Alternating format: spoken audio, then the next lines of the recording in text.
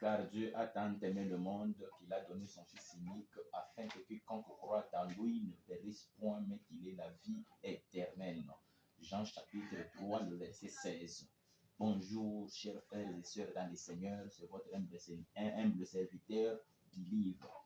Par la grâce du Seigneur, nous venons vous présenter l'explication de ces versets mal prêchés et mal compris par plusieurs personnes, plusieurs évangélistes qui passent en cours de route chaque jour en train de crier car Dieu a tant aimé, qui expliquent l'amour de Dieu, non pas conformément aux Écritures, mais ils expliquent ces Écritures dans leur manière.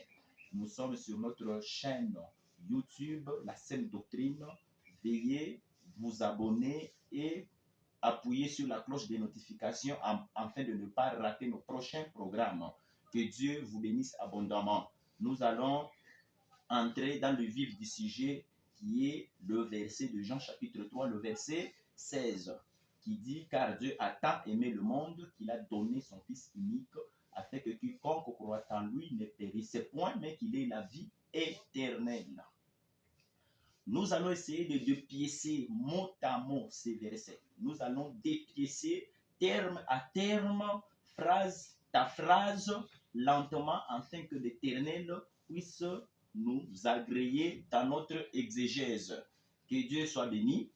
La Bible dit, car Dieu a tant aimé le monde qu'il a donné son Fils unique. Juste sur ce point, nous comprenons premièrement, on nous présente le grand amour de Dieu. On nous dit, car Dieu a tant aimé. Et ce grand amour s'est manifesté par les dons du Fils. C'est quand Dieu a donné le Fils, c'était l'expression de son grand amour. Vous voyez? Or, nous comprenons qu'avant que Dieu donne le Fils, il y avait certaines personnes que Dieu a aimées. Vous voyez? Quand vous prenez les Écritures, par exemple, Romains chapitre 9, l'Écriture est en train de parler que j'ai aimé Jacob et j'ai haï Ésaü. C'est que vous comprenez par cette Écriture que depuis longtemps avant que Dieu donne le Fils, qui est l'expression de son grand amour, Dieu aimait déjà certaines autres personnes. C'est là où nous devons déjà nous poser la question. C'est qu'il y a la différence entre l'amour et le grand amour. C'est que Dieu peut t'aimer, Dieu peut faire du